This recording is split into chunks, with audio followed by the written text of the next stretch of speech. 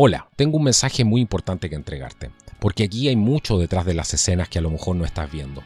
La producción de los videos, la investigación, el trabajo del audio, el trabajo de video, la grabación de los programas, la edición de estos, el diseño gráfico de las portadas, la mantención de nuestro servidor, el software que utilizamos para llevar a cabo todas estas tareas, la inversión además en nuevos equipos que es constante y la mantención de nuestro sitio web, el internet, entre otras cosas. Por eso necesitamos tu apoyo para poder generar más contenido y poder hacerlo de manera 100% independiente, que esta es la clave. Hemos diseñado un sistema de suscripciones exclusivas a través de nuestro portal www.contraculturatv.com, donde solo desde $5 por mes, para la gente que nos ve de muchas partes del mundo, pueden cooperar desde $5 por mes, o las personas que nos ven de Chile, 3.500 pesos mensuales. Están todas las opciones para poder hacerlo. De esta manera vas a poder estar ayudándonos a poder continuar con nuestro trabajo, seguir adelante con nuestra búsqueda del conocimiento que nos libera de las cadenas y, lo más importante, seguir en esta lucha. Es por eso que necesitamos tu apoyo hoy. Durante el tiempo has visto que somos completamente independientes. No nos financian partidos políticos, no nos financia ningún tipo de organización, tampoco recibimos dinero de empresas. Has visto que nuestro trabajo se financia únicamente con las personas que valoran nuestro trabajo. Así que si te haces miembro, tu ayuda nos va a poder permitir seguir funcionando y creciendo. Si no nos puedes apoyar, no importa, puedes compartir nuestros videos, puedes darle like, puedes comentar, puedes compartir nuestros enlaces en tus redes sociales y ayudarnos a difundir nuestros programas. Pero si nos quieres apoyar y puedes hacerlo, te estamos esperando al otro lado. En la descripción del video vas a poder encontrar todos los enlaces para poder apoyarnos y también para poder entrar en nuestro sistema de suscripciones en www.contraculturatv.com. Muchas gracias por darnos más energía para poder seguir. Te esperamos.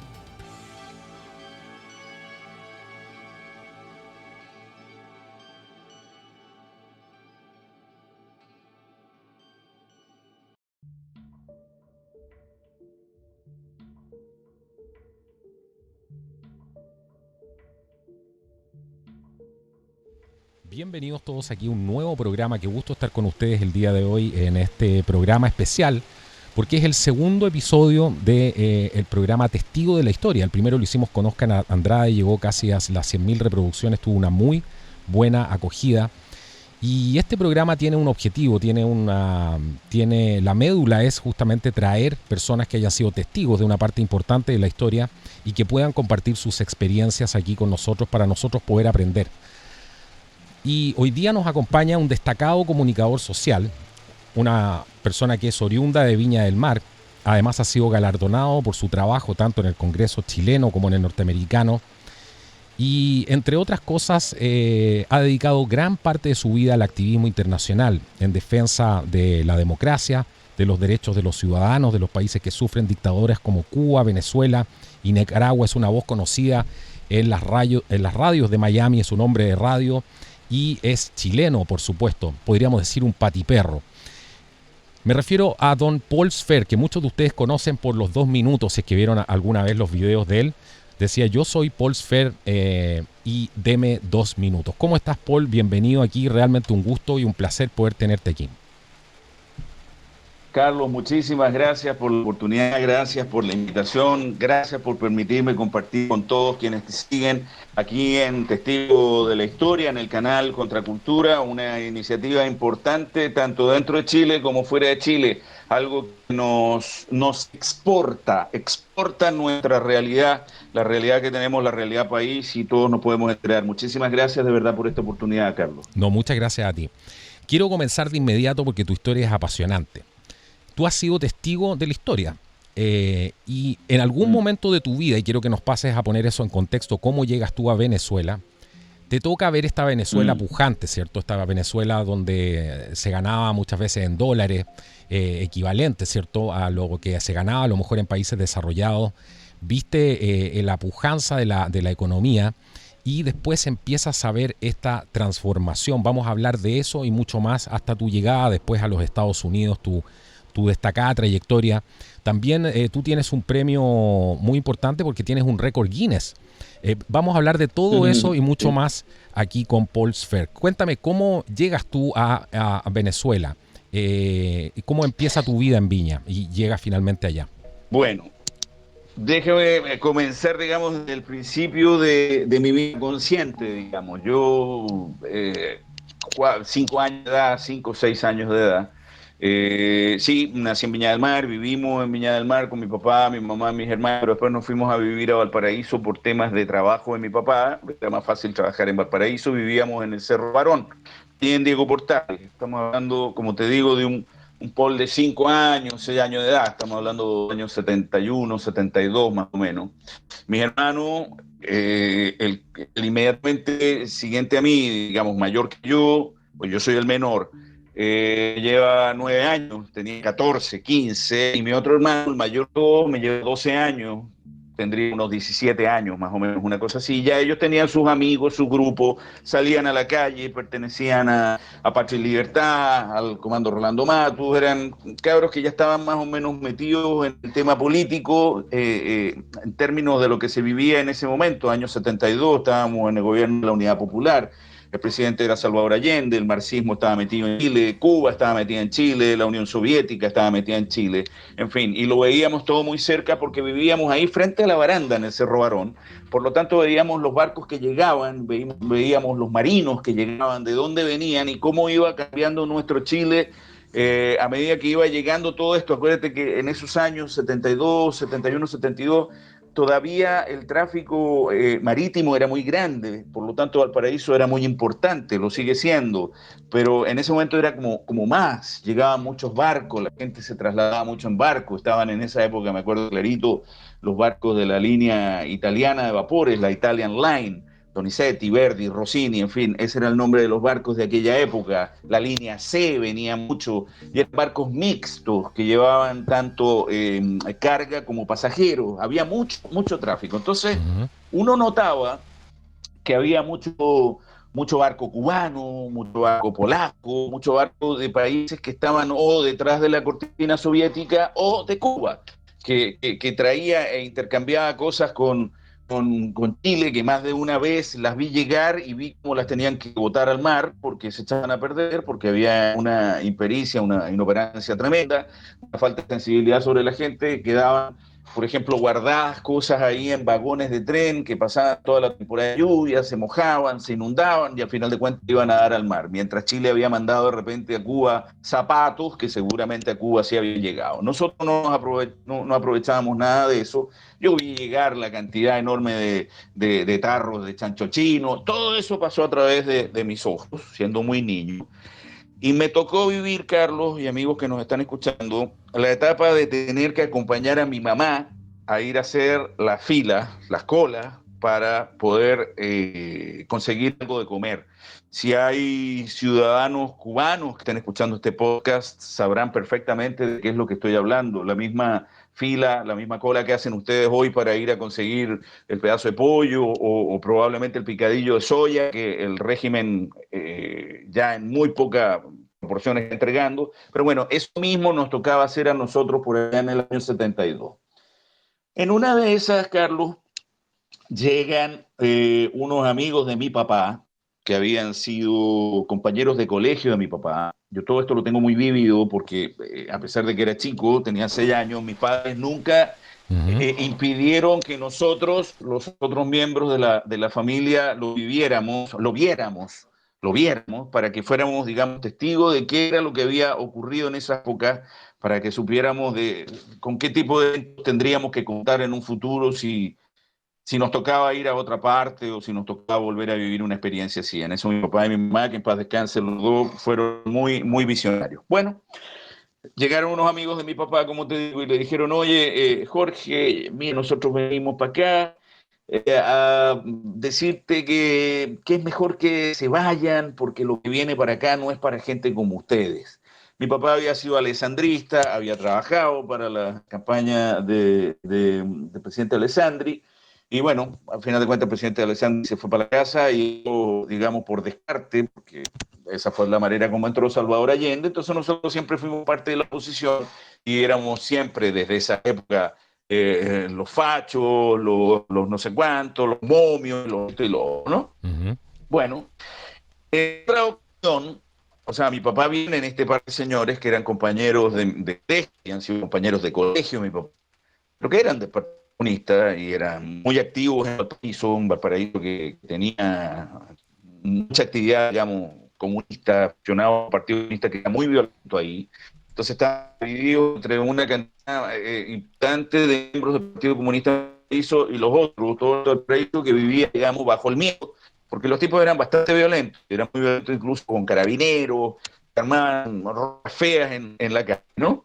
Bueno, mi papá lo toma en cuenta y queda ahí, digamos, esto. Y luego, tú sabes eso, ese típico tío, digamos, que viene todos los días, domingo, al pasar a la casa, no sé, no tenía familia, no tenía esposa, no tenía, no sé, algo así, pero digamos, estábamos todos acostumbrados a que todos los domingos el tío venía, ¿no? Y este tío era un tío putativo, no era pariente de nosotros, ni familia, ni nada, pero tú sabes, pues el tío que siempre cae los días domingos, así que como, es como parte, digamos, de la casa, digamos, ¿no? Exacto.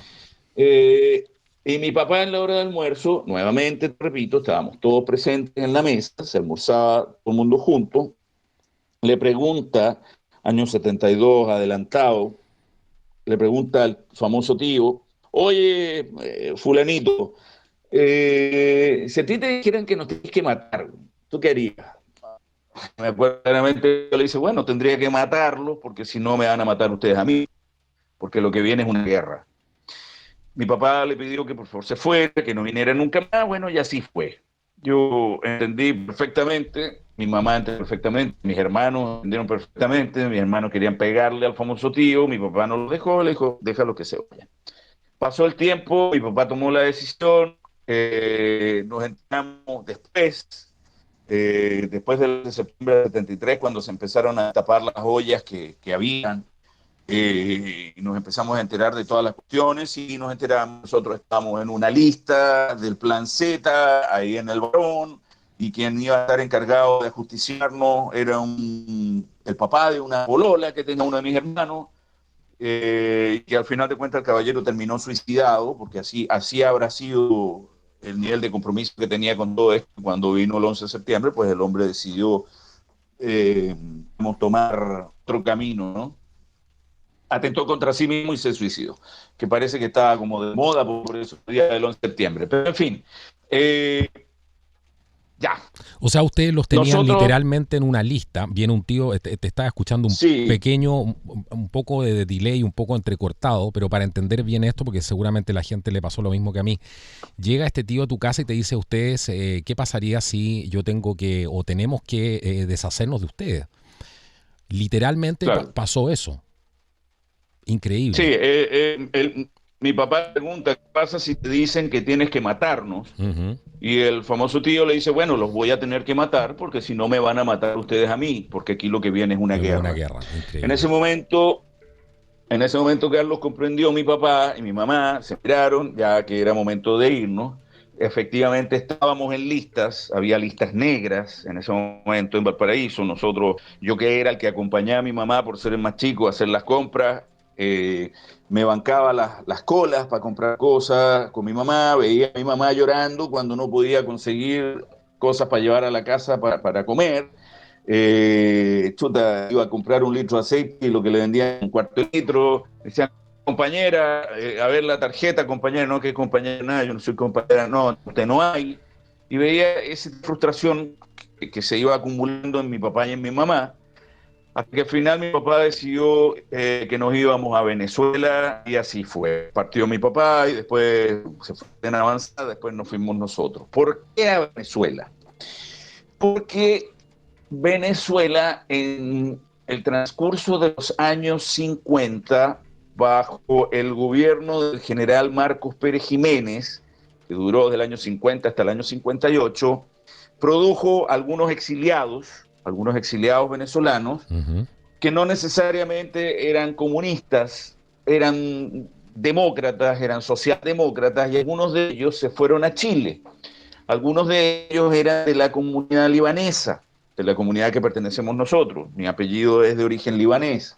Y mi papá se hizo amigo de algunos de ellos, eh, En una de esas mi papá lo llaman para preguntarle que si él conocía a estos caballeros que habían llegado de Venezuela. Mi papá dijo que sí.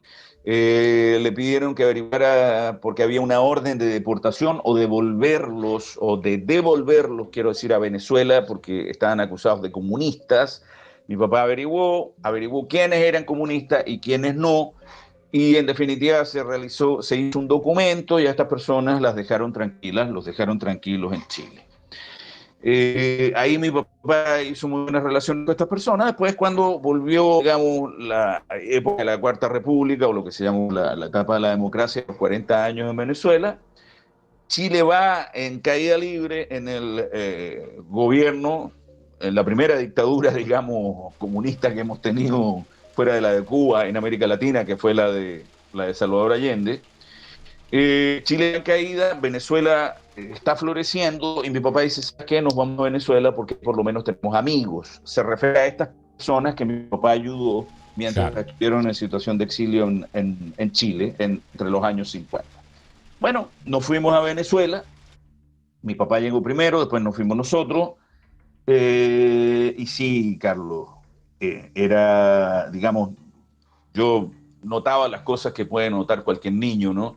Yo notaba que venía de una televisión en blanco y negro, donde todavía los carteles publicitarios caían movidos con la mano, a un país que era en colores, un país que tenía un aviso de una máquina de coser Singer, me acuerdo claramente, la avenida Ajá. Francisco de Miranda en Caracas, que era de neones, colores, que se movía. Y para mí era algo mágico mirar hacia arriba. Estaba arriba en la terraza de un edificio alto y uno miraba, ¿no? Se veía desde toda la avenida, era larguísimo, grandísimo, y se veía desde toda la avenida esa cosa de colores que se movía. Estamos hablando de años 72, Claro, claro. ¿ok? Años 72. Es lo que te digo, nosotros teníamos televisión en blanco y negro todavía, o sea, nosotros veíamos ping-pong todavía, donde el caballero miraba por un hoyo para abajo un muñequito que se movía. Nos imaginábamos que la cosa era maravillosa, pero era bien modesta. Llegar a una Venezuela con televisión en colores, con unos programas infantiles, chuta, maravilloso, donde me pude sacar, creo que por primera vez en mi vida, el abrigo de lana, compadre, y el gorrito, que nos volvía locos, el famoso gorrito y el abrigo de lana, para andar en En polera, polera, claro. liviano, donde, donde mi mamá llegó el primer día a un supermercado y le preguntó al señor ahí del supermercado si podía comprar 3 tomates. Bueno, el señor le Imagínate. dijo, señora, o sea, si quiere le traigo el árbol, el arbusto, qué sé yo. Señor, ¿puedo comprar 1 litro de leche? Señora, ¿quiere que le traiga la vaca y se la voy a dejar a la casa? Como usted quiera, compre Claro. lo que quiera, señora, ¿cómo me va a preguntar eso?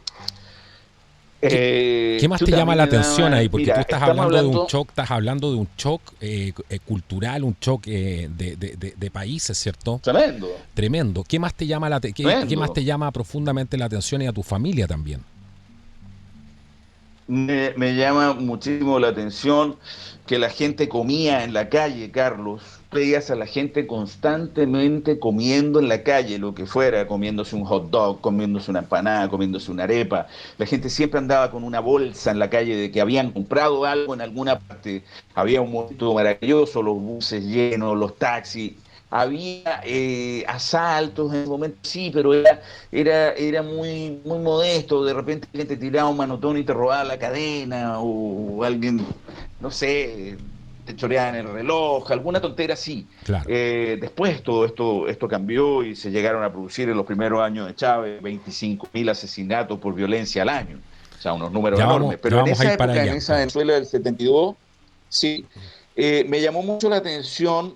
Te digo, una era en colores, un venezolano muy demasiado dulce con los niños, un encanto con los niños, un venezolano enamorado de los niños y de la gente mayor, eh, un país con una velocidad increíble, o sea, se notaba que era un país que estaba cargado de energía, y no haciendo alusión tal vez al petróleo, pero digo, un país que estaba en un boom tremendo, un país que un dólar valía 4 bolívares con 30 centavos, y a mí me daban un cuarto de bolívar, o sea, un 16avo de dólar. para ir al colegio y con eso yo me comía un sándwich, feliz de la vida, un gran sándwich, o me comía un buen hot dog en la calle, o me compraba una bolsa de dulces, muy americano, porque nosotros salimos, por ejemplo, de Viña, de poder comer, qué sé yo, los dulces Serrano, que íbamos ahí a comprar los dulces Serrano, que eran, digamos, una empresa chiquita, o algo de Ambrosoli, que ya crecía en la época, a llegar a Venezuela a comer, o sea, todos los caramelos que te puedas imaginar, europeos, estadounidenses, venezolanos también, con un chocolate maravilloso que tiene Venezuela, que siempre lo ha tenido. Entonces, para un niño, esas eran las cosas que yo veía, o sea, y veía, chuta, veía que la gente andaba más liviana, entonces, de vestido, por ejemplo, entonces era más fácil ver que una, ya cuando era un poco más grande, que una chiquilla más bonita o menos bonita, no sé, es como todo más rápido, todo funciona más rápido. En el colegio, lo primero que me dijeron fue chileno muerto de hambre. Eso era difícil, Carlos, sí, que ocurriera, que pasara automáticamente por el pensamiento o por la idea de los niños de mi edad. O sea, a Claro, los 6 o 7 años un niño no anda pensando en no. eso. Eso seguramente lo escuchaban en la mesa de la casa. Eso a lo mejor lo decía la noticia. Eso con el tiempo me hizo darme cuenta que la matriz de opinión en América siempre lo ha llevado a la izquierda. Me decían chileno muerto de hambre porque nosotros habíamos huido del comunismo, ¿me entiendes? Pero después, cuando pasa el proceso del 11 de septiembre y empiezan a salir los exiliados, porque a ellos sí los llamaron exiliados, a nosotros no, a nosotros nos llamaban emigrantes nomás, Ujú. a ellos sí los llamaron exiliados y les dieron beca y los ayudaron, eh, a ellos los, chuta, los recibían prácticamente como héroes, cuando a nosotros nos recibían como chilenos muertos de hambre. Y como te digo, eso ya después con el tiempo me fui dando cuenta que eso obedecía a matrices de opinión O sea, eso es de países. perdona que te interrumpa ahí en ese punto, pero creo que lo que estás Sí, diciendo es clave y mucha gente va a preguntar esto, estoy seguro, porque lo han puesto en otros comentarios. Hubo un trato uh -huh, completamente distinto de los que llegaron sí, como refugiados a los que llegaron después, en el caso de ustedes arrancando el comunismo, después al trato que tuvieron los que venían arrancando del régimen después de que fue el pronunciamiento militar, el golpe de Estado. sí, efectivamente. A nosotros nos trataron harto mal, de hecho, no hay muchas ganas de que los chilenos que habíamos huido del gobierno de la Unidad Popular nos quedáramos. El trato no era muy agradable. Nosotros nos logramos quedar, y te lo digo con toda honestidad, porque estos amigos de mi papá que habían sido exilados en los años 50, digamos, en Chile, ayudaron a que mi papá se pudiera quedar consiguiéndole trabajo, donde se pudo conectar a trabajar y que nos dio después un derecho a una visa de transeúnte que duraba un año. Ujú. Y ya cuando vieron que mi papá trabajaba, mis hermanos trabajaban, yo estaba estudiando, mi mamá estaba dedicada a la casa y la cuestión, dijeron, bueno, ya esta gente ya está bien, vamos a darle otra visa de transeúnte por un año. Año siguiente, misma cosa, otra visa de transeúnte por un año. Y así estuvimos, creo que los primeros 4 o 5 años, hasta que llegamos a una residencia. En ese interín llegaban los que se fueron después del 11 de septiembre del año 1973, a los que llaman los exilados políticos, y ellos sí recibían asilo inmediatamente, cosa que nosotros nunca pudimos recibir. Ellos recibían beneficios económicos, ellos estaban en Venezuela en listas donde se les pagaba inclusive una beca. Ujú. Te lo Ujú. digo porque mi papá había conocido al que era viceministro de Justicia y Culto en el gobierno de Lucinch, mentira, en el gobierno de Luis Herrera Campins, un presidente de la democracia cristiana que hubo en Venezuela, previo al segundo gobierno de Carlos Andrés Pérez y previo a Lucinchi. Estamos hablando por allá año 81, 82, 83, una cosa así. A través del Ministerio de Justicia y Culto en Venezuela se le entregaban las becas, los dineros de estas becas, de estas ayudas económicas a toda esta gente que llegó en situación de exilio y que recibió, digamos, asilo. A nosotros no nos dieron nada. A mí dejaron de decirme chileno muerto de hambre porque yo me dediqué a tratar de hablar como venezolano, parecer lo más venezolano posible, tratar de mimetizarme, me dediqué a estudiar, a salir del colegio, después de la universidad y toda la cuestión, y a observar mucho, porque veía desde más o menos, calculo yo que de los últimos años de colegio, Carlos, yo ya sentía una efervescencia porque yo estudié en colegios, ¿cómo se llama? Religiosos, y también estudié después en colegios laicos. Y en los colegios laicos, en liceos, de hecho, donde van y estudian los jóvenes, liceos de los más populares, digamos, se veía que había, dentro de la felicidad que se respiraba, pero ya había pasado un poco de tiempo, o sea, estamos hablando de que de los 7 años saltamos a los 17, o sea, yo ya llevaba 10 años en Venezuela.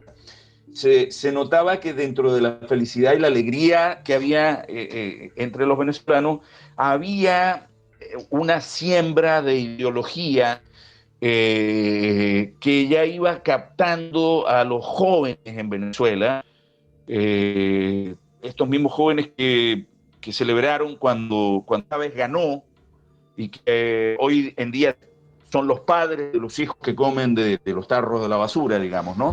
Pero claro. en ese momento se veía que había esa penetración. Fíjate, Carlos, que todo el mundo decía que Venezuela, oye, los venezolanos van a Miami a cada rato, van por el día. Sí, es verdad. Los venezolanos iban a cada rato por el día. O sea, tú podías ir a Miami a un concierto, te ibas en el avión de la mañana y te venías en el avión de la noche. O ibas a tomar el avión e ibas a Sogras a comprar blue jeans en la Levi's y te devolvías en la tarde, en la noche para tu casa. O sea, tomabas Jones en Miami y te ibas para tu casa.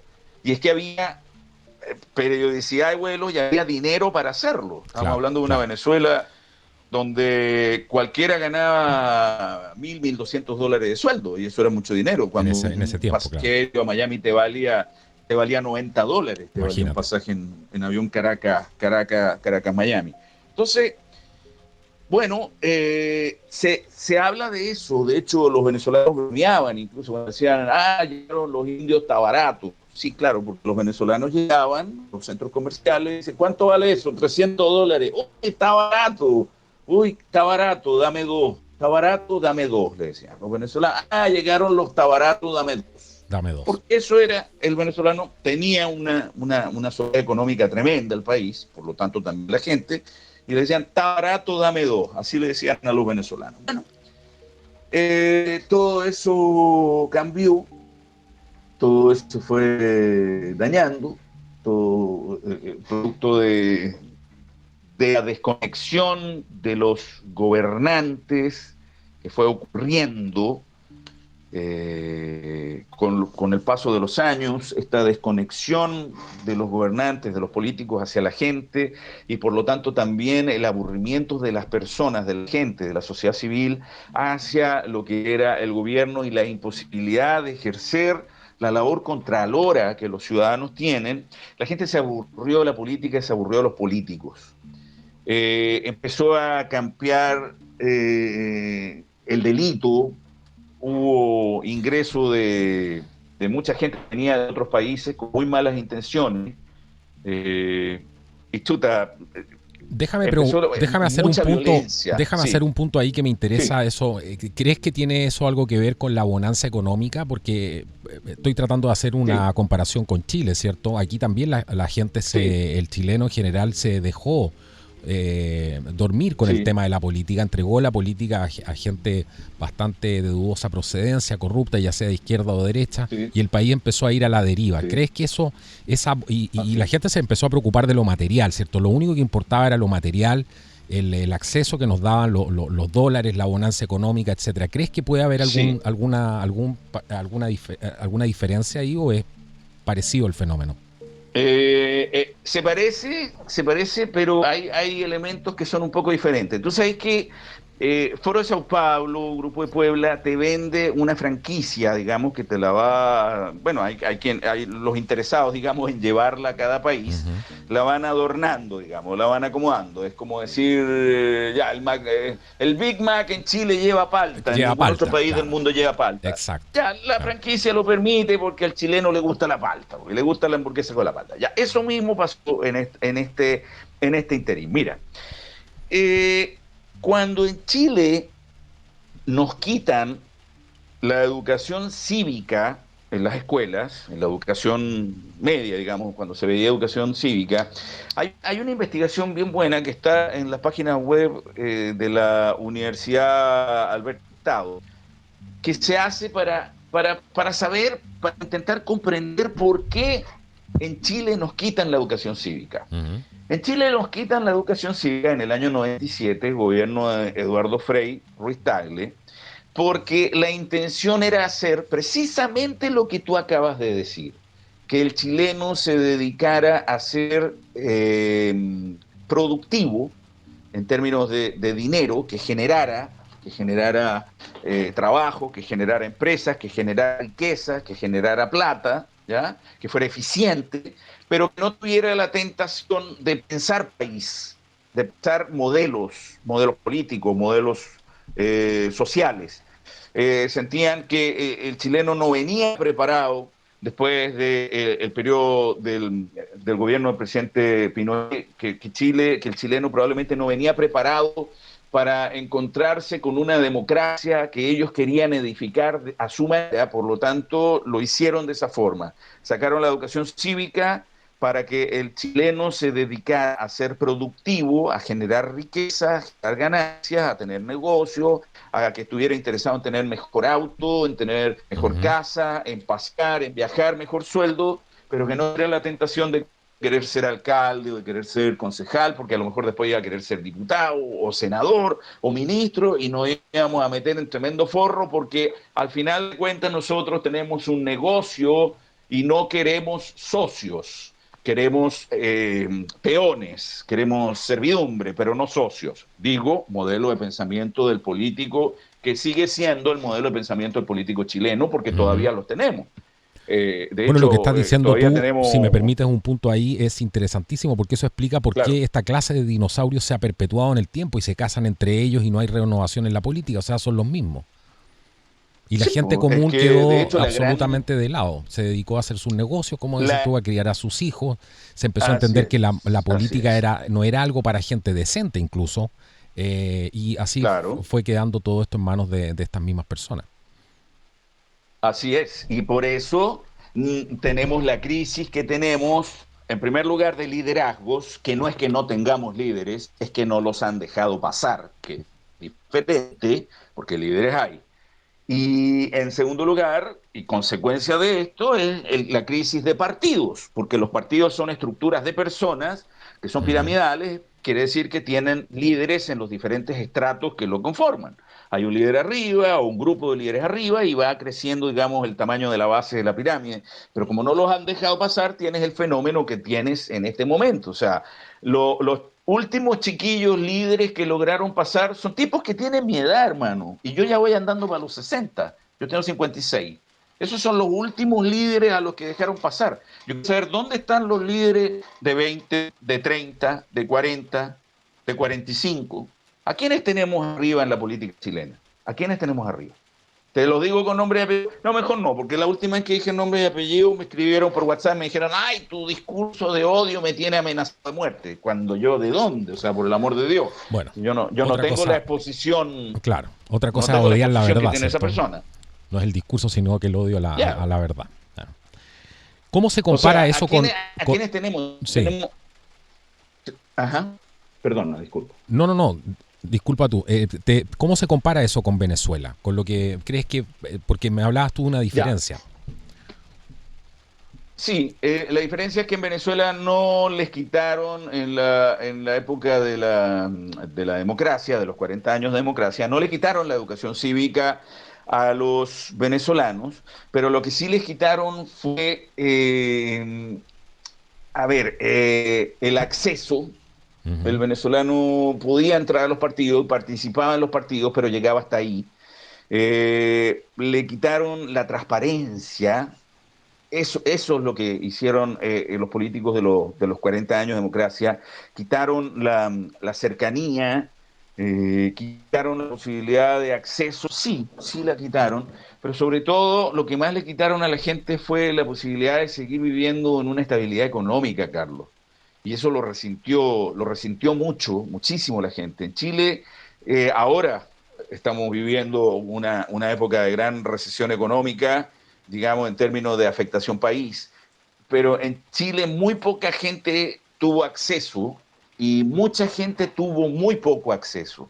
La diferencia está en que en Venezuela mucha gente tuvo mucho acceso Ujú. y poco a poco se le fue quitando acceso a un grupo muy importante de personas que fue quedando, digamos, secuestrado en términos de lo que era la dirigencia, que también alejó de la gente, y por eso la gente aplaudió a un Chávez cuando, primero que un Chávez, primero que fue una explosión, un estallido que se llamó el Carazo, año 89, y fue por un alza en la gasolina que se le ocurrió al presidente Carlos Andrés Pérez, habiendo tenido como visitante ilustre, como invitado ilustre a su toma de posesión a Fidel Castro en enero del año 1989. Fidel Castro vaya, a las 2 semanas estalla el país, hay un estallido muy similar al estallido de los 30 pesos del metro, igual de espontáneo. Obviamente te lo estoy diciendo en sentido figurado, porque de espontáneo no tuvo absolutamente Sí, claro. nada, ni el Caracazo venezolano, ni los 30 pesos de Santiago, de Chile, quiero decir. Ujú. Eh, y ocurre esta situación.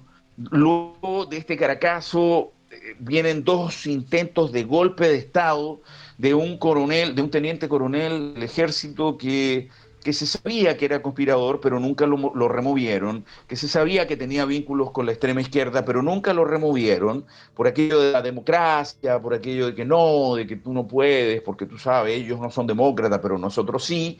Y este tipo se mandó dos golpes de Estado, Hugo Chávez, y conquistó de alguna manera a la gente porque al fin, Carlos, una persona ante las cámaras a nivel nacional e internacional, porque después salió por todo el mundo, se hizo cargo, se hizo responsable de algo. Dijo, señores, no hemos logrado nuestro objetivo, no pudimos tomar Caracas, les pedimos a todos los que han tomado las plazas de los otros estados en Venezuela que por favor... aló. Te escucho perfecto, te estaba escuchando perfecto. Perdona. Sí. Ya, pensé que se nos había desconectado la No, cosa. no, no, está todo conectado. Por favor, entré en la plaza, los estados donde ustedes pudieron lograrlo, nosotros Caracas no logramos tomarla, y eso lo dijo en una transmisión abierta en cadena nacional, y dijo, dejémoslo así, vamos a entregarnos, y esto queda así por ahora. Ese por ahora Ujú. fue el lema que todo el país vio y dijo, wow, aquí hay un tipo que promete seguir adelante, hay un tipo que se hizo responsable de una tremenda escoba que quedó, se lo llevaron preso, después lo indultaron, el presidente de la democracia cristiana lo sobreseyó y después, bueno, este tipo fue a dar a Cuba, en Cuba lo adoctrinaron y vino el gobierno de Hugo Chávez, que fue el comienzo pues de toda esta debacle latinoamericana, porque en definitiva el Foro de Sao Paulo parte con él y Lula y con el modelo cubano, donde quedaba absolutamente claro que Cuba ponía la doctrina, digamos, y la estrategia, y Venezuela ponía la plata, y fue Ujú, lo que pasó. ujú. Entonces, hay diferencias, sí, sí las hay. Los políticos venezolanos eh, se hicieron demasiadamente, extremadísimamente millonarios. Los políticos chilenos no se han hecho tan extremadísimamente millonarios, pero sí han abusado un poco de las cosas que hay. Los políticos venezolanos se rindieron mucho más fácil, mucho más corto. Los políticos chilenos han sido un poco más resistentes. Y hay diferencias. Chile tuvo un gobierno con un general Pinochet que dista mucho y es absolutamente la antípoda de lo que ha sido una dictadura como la de Hugo Chávez, con Fidel mandando en Venezuela. Fidel mandó en los días de Salvador Allende, pero jamás en los días de general Augusto Pinochet. Y tenemos diferencias grandes. Chile viene siempre, si tú la observas, Carlos, de modelos que van de un lado al otro. El Ujú. pimponeo es como muy distante. Venezuela fue siempre más cercano. Hay un momento en la historia en que tú no te das cuenta quién es socialdemócrata y quién es socialcristiano en Venezuela. Los dos partidos que eran los partidos fundamentales, Acción Democrática y el Partido COPEI, es decir, la socialdemocracia y el socialcristianismo, se funden. Tú no sabes en qué momento quién es quién. Participaban juntos, de hecho, se repartían el país juntos. Y eso en Chile sí ha tenido algunas diferencias, salvo ahora último, Bueno, cuando, ahora bueno, se ya está en viendo definitiva eso Chile mismo, ¿ah? Vamos se Claro, ha convertido en un claro, consorcio, sí, claro. exacto. ¿Qué crees que pasó en la clase? Porque mucha gente se pregunta eso y yo también me lo pregunto. ¿Qué crees que pasó en la clase política que debería haber defendido la libertad? Si es que tenían realmente algún interés real de hacerlo o era solamente a lo mejor un discurso. Me refiero a ir contra el totalitarismo, ¿cierto? Que representaba Hugo Chávez. ¿Qué crees que pasó en Venezuela respecto a eso? ¿Cómo se rindió esta clase política? ¿Se rindió? ¿Nunca se rindió? ¿Dejó que las cosas pasaran? ¿Qué Mira, podemos aprender de eso? yo creo que con el pasar del tiempo he sacado una conclusión observando precisamente, y yo aquí no le quiero faltar el respeto a nadie, ¿eh? Pero en definitiva los estamentos militares, los uniformados en los países, Carlos, influyen mucho en cómo transita su trayectoria cada país. Yo soy un convencido de que en los países hay democracia porque los militares quieren que haya democracia. En un país en que los militares no quieren que haya democracia, no la va a haber. Ujú. Y esa es la gran diferencia que hemos tenido entre Chile y Venezuela. Nuestros militares son eminentemente demócratas. Ellos quieren un hilo institucional que se respete, que vaya adelante y que todo el mundo, en la medida de lo posible, lo respete. Nuestros uniformados son hombres de respeto a las leyes y quieren que los ciudadanos también lo hagan. Venezuela es un poco más anárquica en eso. Ujú. Partiendo de que tú a un carabinero en Chile le tratáis de pasar 20 lucas y podéis tener la seguridad de que vaya a ir preso. Es lo más probable que vayas muy preso. En Venezuela probablemente le tiran un billete de $20 al equivalente de un carabinero venezolano y a lo mejor te va a pedir más. O sea, decir, oye, la semana que viene vengo y busco otro billete, o sea, se va a acostumbrar. La corrupción está metida dentro de los estamentos militares. Venezuela en este momento, los militares son dueños de la industria de la minería que mantiene básicamente depredado al país, envenenado con mercurio de cantidad de oro que están sacando en las zonas, digamos, mineras. Y la otra parte, la que no se dedicó a esa regalía, digamos, que le ha dado la dictadura, se ha dedicado al narco, que es el cartel de soles. Nosotros en Chile, oye, sí, puede que aparezca algún uniformado involucrado en alguna cuestión, pero se lo lleva preso a tiro. No es lo común y será, si tenemos 100.000 uniformados, serán 5 o 6 los que se han metido en un lío de ese tamaño, porque bueno, es imposible que no se te cuele gente. Claro. Pero creo que ahí es donde está la gran Hay una diferencia. diferencia Alguna vez lo he fundamental. conversado y esto sí, sí, esto lo digo con todo respeto, no quiero faltarle respeto a amigos grandes, buenos amigos uniformados venezolanos, conocí en la época, digamos, floreciente, donde todo esto funcionaba bien, pero la verdad es que en los últimos tiempos, en Chile, desde hace unos 50 o 60 o 80 años para acá tal vez, es militar el que se la puede, Carlos. En Venezuela es militar el que no le queda otra. Eso te habla en términos de contenido y peso moral, a eso me refiero. Y creo que de ahí viene la gran diferencia. En segundo lugar, los políticos venezolanos ganaron demasiado dinero, demasiadísimo dinero, y en eso me refiero tanto a los de la Cuarta República como a los de la Quinta República, que están todos millonarios, Ujú. todos multimillonarios, unos que otros, pero todos con muchísima comodidad. Y claro, con grandes accesos a petróleo, a energía, a oro, a diamante, a hidrografía, en fin, grandes cantidades de dinero que no supieron cómo les llegó. Y la verdad es que Chile no tiene esa cantidad de dinero, por lo tanto no hay forma en que esos montos tan grandes de billete, digamos, vayan a parar a las manos de los que se corrompen. Tenemos una corrupción chica realmente en Chile, por lo tanto los políticos tienen que seguir navegando de poco en poco. Sin embargo, un político venezolano se lo roba todo de vez, y Chile tiene Miami a 8 horas y Caracas la tiene a 3. Por lo tanto, ir es más fácil también. Entonces, creo que hay diferencias. Después, el venezolano, la sociedad civil venezolana ha sido menos ruidosa. Sí, ha hecho marchas, ha salido a las calles, van con pitos, con banderas, pero el chileno es más beligerante. El venezolano no se golpea tanto en la calle, no pelea tanto, uno respeta mucho más al otro. En Chile tenemos otro sistema. En Chile se meten 30 gallos vestidos de negro en una marcha de patriotas, y entonces salen uno con un ojo en tinta, otro medio moreteado, el otro chasconeado, en fin. Es diferente la forma, porque son diferentes nuestras maneras de vivir el día a día, Carlos. En Chile nos cuesta mucho. En Chile no nos podemos quedar dormidos en agosto en la calle, que nos morimos congelados si no tenemos nada que comer, si no tenemos nada, si no tenemos el remedio que tomarnos. En Venezuela no, en Venezuela tú puedes dormir en la calle si no tenés nada y no te vaya a morir congelado. De tal manera que la guerra diaria de la vida es muy diferente más al norte de nuestro continente que más al sur. Por eso a veces nos dicen, oye, ustedes los chilenos son como densos, son como agrios. Sí, es que tenemos mucho más que perder. En la Claro. mitad de nuestro año podemos incluso perder la vida si algo nos abre la puerta. En el Caribe no.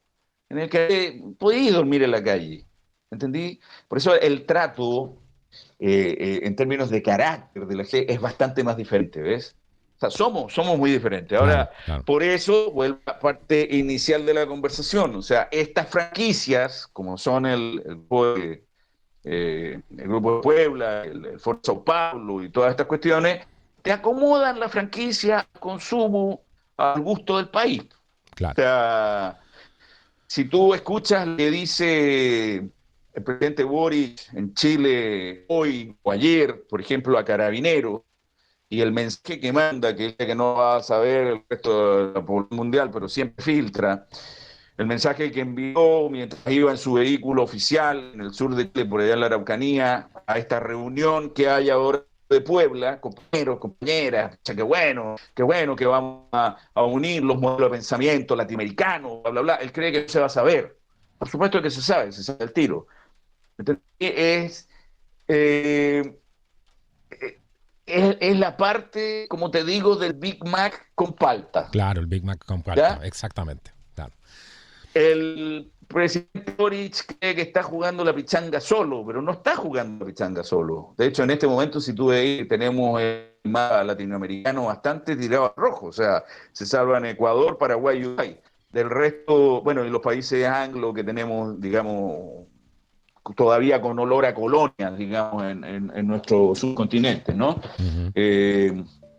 Eh, pero si tú ves, hay un mensaje claro en el que pareciera el significado de la democracia está sólido en las personas, porque a pesar de que este joven tiene una inclinación en la que se abraza y se besa con Salvador Allende, no puede ir más allá, porque la elección del 4 de febrero con un 63% de primera mano y luego una aprobación de solo el 25% en estos días, le dice que está más vigilado de lo que él piensa Exacto. y que no a todo el mundo le puede estar gustando el Big Mac con palta. A lo Claro, mejor la gente lo quiere clásico. claro, exacto. Nos quedan los últimos minutos de programa, llevamos 46 minutos del programa, en realidad hemos pasado, Wow. se ha hecho rapidísimo y hemos visto una cantidad de información y vivencia impresionante. En estos últimos minutos que nos quedan en este último segmento, me gustaría llevarte a la transformación, ¿cierto? Tú hablaste de la transformación que viviste siendo niño, y les pido disculpas a los oyentes porque estamos en un sector rural grabando, entonces de repente la señal parece más programa de radio, esto de radio, ¿cierto? por esta onda corta, porque de repente tiene algún delay y se corta un poco, pero eso es lo que pasa. Tú nos decías en la transformación que viviste como niño al llegar a Venezuela y lo que te cambió la vida con eso.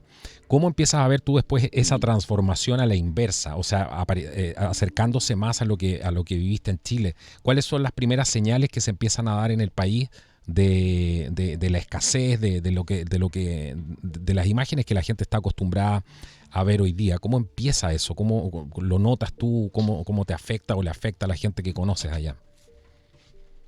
Bueno, en Venezuela se comienza a ver que todo esto va caminando hacia lo que llega a ser en estos momentos, con muchísimos asaltos a bancos, Carlos, que financiaban con dinero robado, digamos, lo que venía haciendo como revolución, lo que venía a ser lo que ellos llamaron la revolución de aves. Hubo muchísimos asaltos a bancos. De hecho, acuérdate que te digo que veníamos de $1 a 4 bolívares con 30 céntimos y en determinado momento la apuesta que había en la calle entre las personas por bromear era ver qué llegaba primero a 100, si el número de asaltos a bancos Wow. o el costo del dólar, porque ya venía en franco deterioro. Eh, Mira, yo siento que aprendí mucho, siento que la experiencia chilena que nos tocó vivir a nosotros y que la seguimos viviendo es en la mesa de la casa, porque a pesar de que estuviéramos en Venezuela, nosotros almorzábamos Chile, desayunábamos Chile, cenábamos Chile, hablábamos Chile, pensábamos Chile, y en fin, estábamos, digamos, probablemente incluso más comprometidos o más alertas, digamos, de lo que estaba ocurriendo en Chile, lo que pasaba dentro con los mismos chilenos, que bueno, tenían que seguir trabajando para poder ir echando para adelante. Nosotros estábamos más obsesionados, éramos como más pendientes, digamos, ¿no? Uh-huh. Porque la patria tira y uno trata de volver a su cerro, digamos, ¿no? Bueno, entonces veo que todo esto viene andando, lo veo muy claro, estando yo en mi época universitaria, lo veía, veo que Chávez hace estos golpes de Estado, pues sale sobreseído, lo primero que hace es irse a Cuba y da un discurso en la Universidad de La Habana que termina diciendo, aquí sí se respira el ambiente bolivariano, esto sí es el mar de la felicidad. Wow. El Y mar de la felicidad.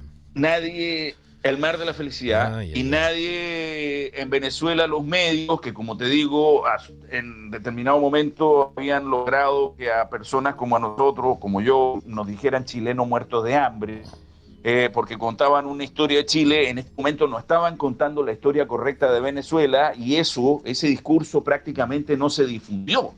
La gente no supo que Chávez había estado en Cuba diciendo que ese era el ambiente bolivariano real, y ahí sí ese era el mar de la felicidad. Después él entra con su grupo bolivariano y habla de los bolivarianos y tratamos de alertarlo y lo denunciamos en 1 millón de ocasiones.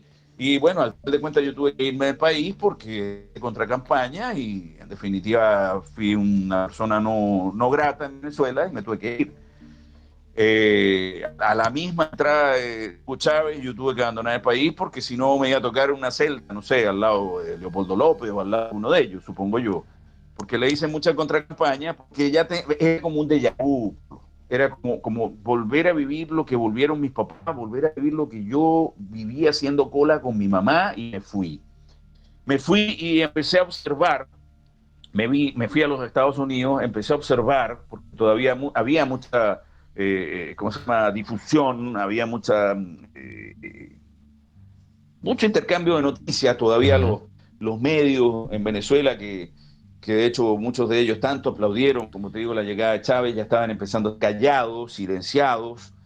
Los periodistas que habían sido herramientas de este inicio de revolución, digamos, porque habían visto y ellos estaban con ¿Qué esa pasó con cuestión, esos porque querían el periodistas? ¿Qué cambio. pasó con esos periodistas que apoyaron No, todo esto al principio y qué pasó después?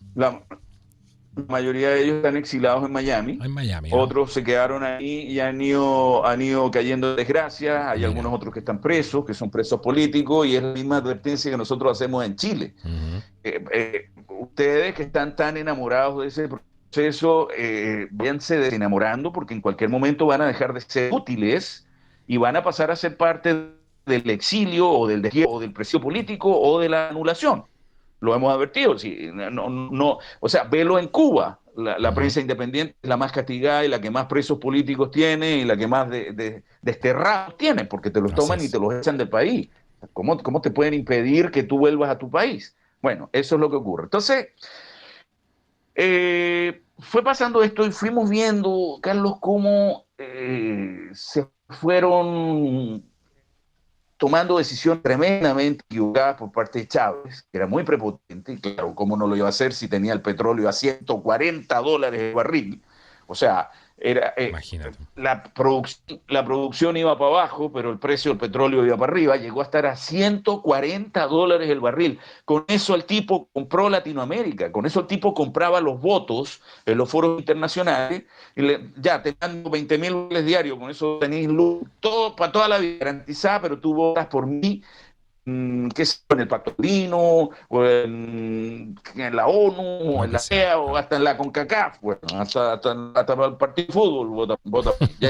Hasta los árbitros de fútbol estaban a favor de Chávez, claro, pues si soltaba billete para todo.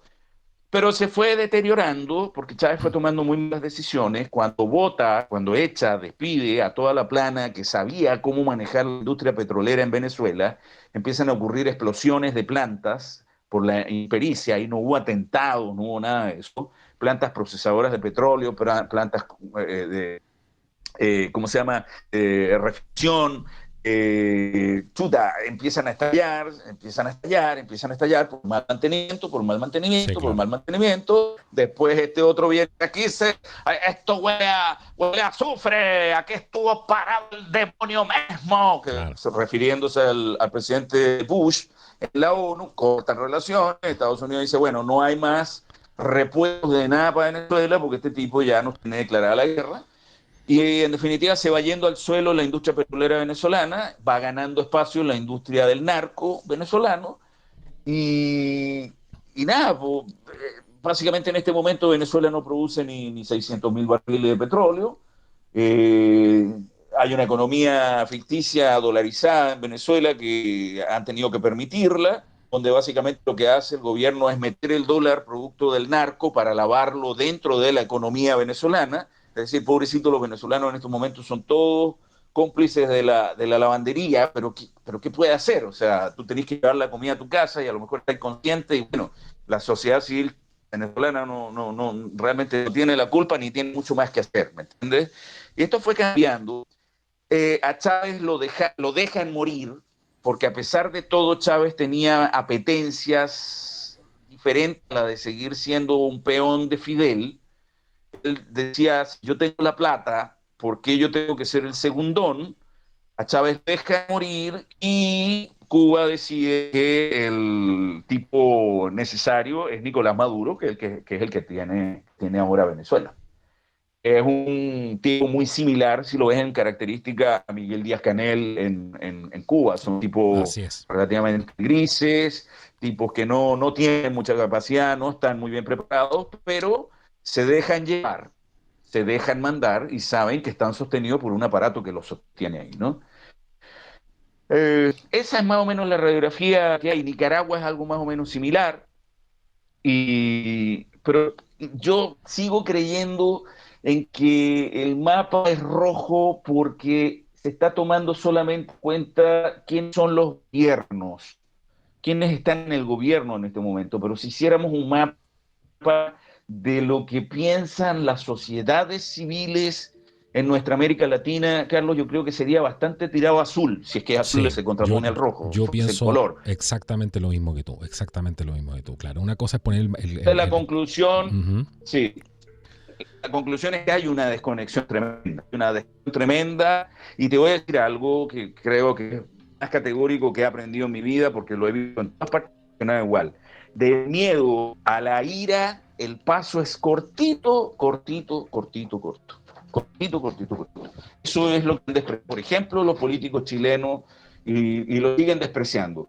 Yo le tengo respeto a eso, del miedo que puede tener la sociedad civil a la ira, causa una reacción, líneas muy finas, y eso me causa preocupación. Eso me causa preocupación, Bueno, porque es muy anárquica también cuando han dejado de estar líderes. Sí, el chileno además es conocido por no habla mucho, no reclama nada, pero cuando estalla, estalla. O sea, pasa de Sí, acumular rabia a un estado sí, de catarsis, ¿cierto? Y eso es peligroso. sí, Eso es peligroso. Yo creo que eso lo están sí. subestimando completamente. Y por supuesto la Subestimando, clase claro. política corrupta que no escucha al pueblo está generando todo este clima de violencia. Porque la violencia viene de Sí, dónde? claro. Viene de ahí. ¿Cierto? De aquellos que rompen con la democracia, de aquellos que tratan de instalar dictaduras, que tratan de romper el orden democrático, así que después no se hagan las víctimas de dónde salen los que los reprimieron, si fueron ellos los que entraron a romper y a cambiar las reglas del juego, ¿cierto? Por supuesto, Te quiero llevar absolutamente. al último punto, en los últimos minutos del programa. Después tú te vas a Estados Unidos, Dime. trabajas en radio allá, Sí, apoyas sí, mucho sí. a la disidencia cubana, a la disidencia venezolana. Incluso tú tienes un récord Guinness que quería que Sí, le comentaras brevemente a la gente, porque es todo un hito. Estuviste 3 días, creo, fueron transmitiendo sí, sin parar. Había un récord antes que era de una cadena, creo, inglesa, y tú rompiste ese sí. récord A ver, y estuviste 3 días transmitiendo, apoyando a la gente que había sido víctima sí. de la dictadura. ¿Cómo fue eso? Mira, Me imagino tiene que haber sido algo cuando, impresionante. cuando yo decido venir a los Estados Unidos, empiezo a intentar en radio aquí, comprando espacios en estaciones de radio que son broker, digamos, donde tú vas, compras media hora, y bueno, si es disponible te venden, y tú haces tu programa, y ya, y vamos. Pero había a veces hora al martes a las 3 de la tarde, a veces el jueves a las 2 de la mañana, a veces el lunes a las 7 de la noche, entonces era imposible fidelizar a las personas para que todos los días a la misma hora entraran a escuchar el programa, y yo trataba de llevar información, sobre todo información de América Latina, y un teléfono abierto para poder conversar con las personas, ¿no? Ujú. Entonces fue muy difícil eso, estamos hablando de año 2000, final 99, digamos, 2000. Fue muy difícil poder fidelizar, el programa era muy bueno, a la gente le gustaba mucho, qué bueno, chileno, oye, chileno, buena chileno, pero no lograba anclar, digamos, en un lugar. Acuérdate que el mercado era, en ese momento sobre todo, era tremendamente cubano, y yo era chileno, Ujú, ujú. venezolano además, o sea, chileno hablando como venezolano, o sea, más pasteludo todavía, ¿me entendí? Eh, de hecho, no había mucha presencia de mexicanos también, tampoco en el sur de la Florida. Entonces, bueno, al final de cuentas, alguien me dice, oye, la radio, ¿por qué no te hacía un programa de radio por internet? Le digo, ¿y cómo es eso? ¿Existe la radio por internet? No, pues, pero invéntala, pues. Pero ¿cómo voy a inventar la radio por internet? O sea, ¿qué te pasa? Y bueno, mira, casualmente, de repente, Carlos, aparece el equivalente al WhatsApp de hoy en día, que era el Messenger de Hotmail. Lo ¿Te recuerdo acuerdas? Que uno perfectamente. escribía así. ¿Quién no lo recuerda? Claro. Yo le decía, ya, yo le escribí así, hola Carlos, y tú lo recibías ya. Hola Carlos, y me respondía, hola Paul, y yo recibía, hola Paul, ya, lo mismo que el WhatsApp. Ujú. De repente, Microsoft decidió que era momento de que se pudieran llevar mensajes de voz. Después, ¿te acuerdas que vino en el mismo Hotmail un microfonito, que era como Exacto. un palito? Y entonces hablábamos. Y entonces ya era que uno apretaba el botón y decía, hola Carlos. Entonces leía ahí y decía, subiendo buffering. Ya, subiendo buffering, ¿ya? Claro. Terminaba de subir y a ti te decía, bajando buffering, descargando. Y tú escuchabas ya, hola Carlos. Y entonces me respondía, hola, vos Paul, te escucho. Subiendo buffering. Y aquí del lado acá yo veía, bajando buffering, descargando. Hola, vos Paul, ¿cómo estáis? Te escucho. Ya. Nos juntamos un grupo de ingenieros y dijimos, bueno, si Microsoft ha sido capaz de ingeniarse para trasladar la data, nosotros deberíamos ser capaces de ver cómo hacer para que esa data no tenga ese problema de ese retraso, de ese El delay delay, que claro. se produce por el tiempo de subida con el tiempo de bajada. Cuando no lograbas acomodar, ¿cómo se llama? Cuando no lograbas equiparar El ancho de la cantidad subida, de data claro. que subías con la cantidad de datas que bajabas, Ujú. entonces, chuta, se te trancaba la comunicación un rato mientras terminaba de completar. Está bueno.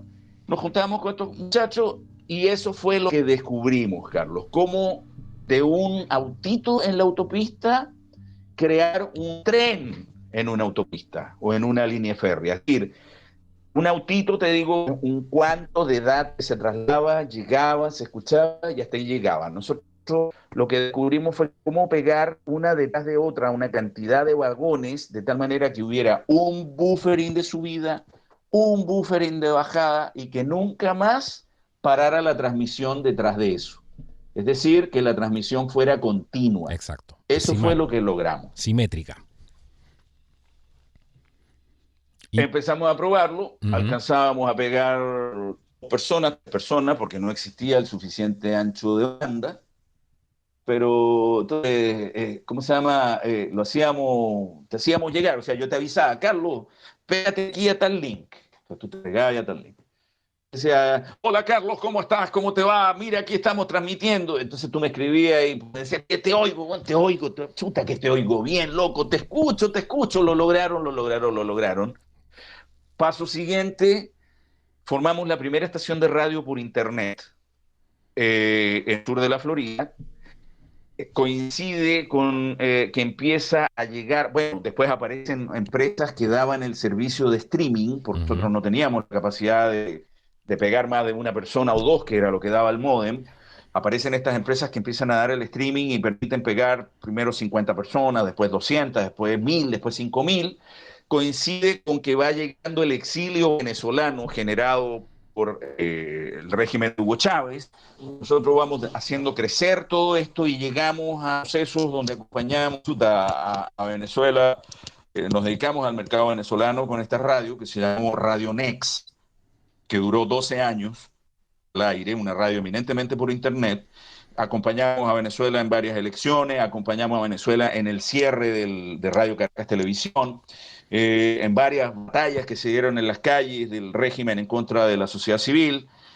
Salvamos mucha vida, Carlos, y eso es lo que más orgulloso nos hace. Y en un momento determinado, los estudiantes en Venezuela deciden hacer una huelga de hambre a favor de los presos políticos venezolanos, que nadie en el mundo sabía que en Venezuela había presos políticos, y ya Chávez tenía en ese momento 28 presos políticos, muy castigados, por cierto. Y a mí se me ocurre, yo digo, bueno, yo los voy a acompañar en en la huelga de hambre. Después digo, no, aquí me van a agarrar los gringos, me van a llevar por un hospital, me van a meter suero y me van a decir que te estáis metiendo vos en cuestiones que nada que ver. A ti no, desde Estados Unidos no te toca. Si querés ir a joder, anda a joder a Venezuela, pero no desde aquí. Dije, no, aquí no va a funcionar. Y de repente en unos momentos uno está con uno mismo. Se me ocurre, digo, ¿sabéis qué? Nosotros lo que tenemos que hacer es algo que haga que el tema de los presos políticos esté puesto en alguna parte, que alguien nos ayude. Tenemos que hacer que eso ocurra. Dije, chátala, un récord Guinness. Voy a averiguar un récord Guinness, eso va a ser prensa, eso va a ser mediático. Escribo a Guinness. Guinness me dice, sí, bueno, BBC de Londres tiene un récord que es 30 horas o 33 horas, un locutor hablando de un solo tema, 33 horas continuas. Si usted hace 34, el récord es suyo. Le dije, voy a hacer 48, dije yo. 48. Me envalentoné, me emocioné. Después dije, no, mejor 40 nomás.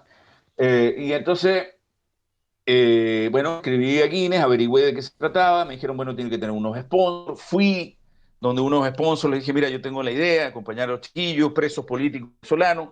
Me reuní con unos ex presos políticos, unos que habían sido presos y ya se habían podido fugar. Y me dijeron, esto es un palo, esto es maravilloso, esto es un batatazo, te apoyamos, vamos, y lo hicimos. Consiguieron los fondos para poder pagar a Guinness lo que es la franquicia del uso de la marca, y logramos poner el tema, Carlos, en un libro internacional, en un libro mundial como es el libro de Guinness. El tema de que en Venezuela había presos políticos, le robamos a una cantidad de gente que estaba haciendo negocio con los presos políticos, le ofrecían llevarles las causas a la Comisión Interamericana de Prensa, les cobraban $5.000 a los familiares y las causas no llegaban nunca, no aparecían o nunca procedían, nunca trascendían. Les reventamos esa estafa que tenían. Y nada, pues, pucha, logramos el récord Guinness, hicimos que CNN se viniera con nosotros, porque los otros medios nos castigaban mucho, decían, nada, si la radio por internet no va a funcionar, no va a servir, oye, no nos vean como amigos, véannos como complementos. si esto va a ser una herramienta tremenda para ustedes, no nos castiguen si somos aliados, no somos enemigos. Bueno, 4 años después, Telemundo y Univisión, ya a petición o por contrato, digamos, con Pfizer, transmitieron por primera vez el Mundial de Fútbol por Internet. No sé si tú te acordarás de eso. No, no, Todo eso no. partió de aquí. Increíble, ¿eh? Eso fue como año 2000, eso fue como año 2013, 2014, una cosa así que ocurrió eso, lo de la transmisión del fútbol en el Mundial, estaba ahí en ese entorno de esos años. Pero a mí en el año 2012 me llevan a Washington, el Congreso me llama, me convoca, la medalla, me otorgan la medalla de honor al mérito del Congreso de los Estados Unidos y la bandera de los Estados Unidos. Primera vez que se otorgan los dos conocimientos juntos, y básicamente por el trabajo a favor de la democracia, porque alguien entendió lo que hicimos y alguien se dio cuenta, Carlos, en ese momento, que los regímenes iban a ir contra los medios de comunicación estándar, porque son los que tienen el dominio de las franquicias y de las señales. Ellos te pueden quitar una señal, porque tú no les caes bien, porque tú no eres afecto a ellos. Ellos te pueden quitar la frecuencia, pero jamás te van a poder quitar una antena de internet. Te pueden quitar el internet, pero jamás te van a poder quitar el mínimo chiquitito resquicio de mandar un mensaje de texto que llegue a alguna parte. Claro. Y un ejemplo de eso, lo que han hecho los iraníes, lo que ha hecho el pueblo libre de Irán, que se ha apoyado en las ocasiones que pueden y en los momentos que pueden, si sean pegados a una señal robada de un ministerio, para sacar la información de qué es lo que está dentro, qué es lo que está ocurriendo dentro de Irán, y nosotros lo hemos podido, digamos, difundir en forma de noticia. Así que ha sido un trayecto bonito. Sí, pues hicimos récord Guinness, tenemos las condecoraciones del Congreso. Yo sigo haciendo radio en este momento en el sur de la Florida para todo lo que es la cuenca del Caribe y para Cuba, una radio completamente combativa, por supuesto, una radio anticomunista. Hago mis videitos de 2 minutos, hago para Chile el programa donde soy invitado todos los martes con Patricia Maldonado y Cata Pulido, programa que sale por su canal de YouTube, que lo pueden ver porque también es abierto para todo el mundo. Con influencia, digamos, hablando del tema político chileno. Y bueno, pues cuando toca baldosa, pegamos baldosa, cuando toca cargar container, pegamos container, cuando toca manejar Uber, manejamos Uber, y ahí vamos. Lo importante es que podamos seguir haciendo que haya posibilidades de siempre salvar la vida para todo el mundo. Como siempre hemos dicho, Carlito, a lo mejor a mí no me gusta lo que tú digas, pero sí voy a luchar con todo lo que pueda para que tengas derecho a seguirlo diciendo.